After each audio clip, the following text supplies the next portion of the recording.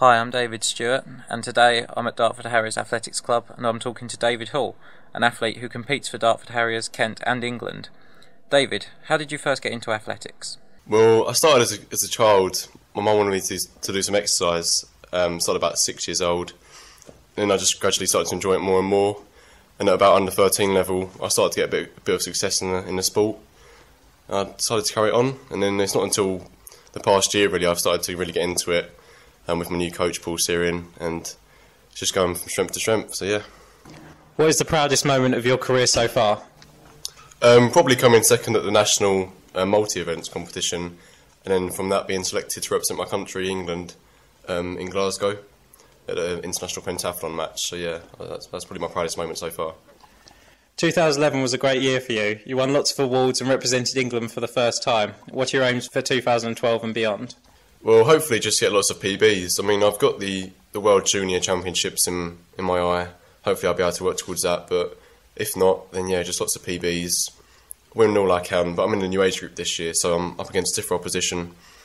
So just do my best to really get lots of PBs, yeah. What sacrifices do you have to make to ensure that you're always on top form? Surely it affects your diet and your social life. Well, yes, I have a diet, but that's not really too hard to stick to, because at the end of the day, you're eating healthily, you feel healthy.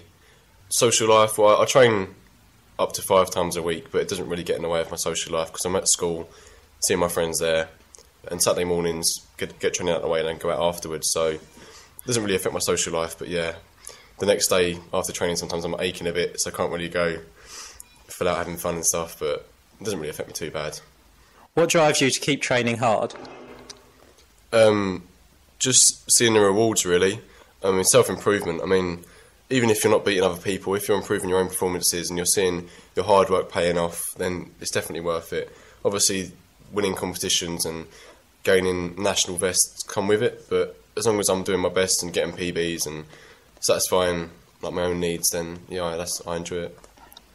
How do you mentally prepare yourself before you compete? I normally just focus on what's got to be done.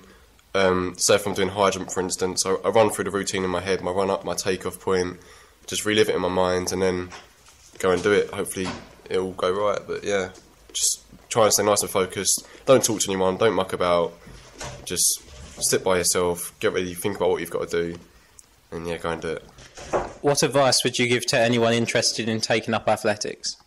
I'd just say do what you enjoy really, go and try it out, try all the events, because at the end of the day, I didn't really find out that I wanted to be a multi-eventer until this year, really. But yeah, just try everything you can at first, see what you enjoy best, and then just go from there. Yeah, and make sure you get a good coach as well. That always helps.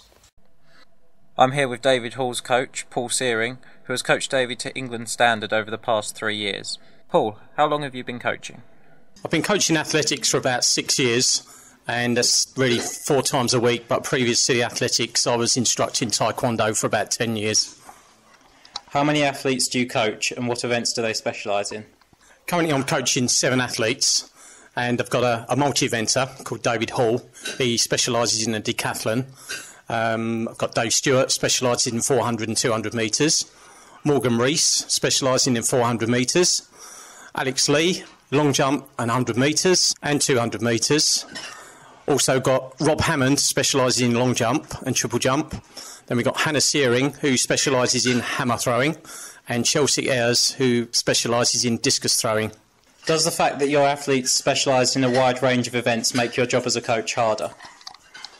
Yes, it does make it harder, because obviously the sessions have to be specialised around people's events. But I think once sessions are set and the athletes understand what they've got to do, it allows you to move away from areas with other athletes to concentrate on, their strengths and their weaknesses, really. So it's not really a problem because of the way we break the training down over the 4 sessions during the week.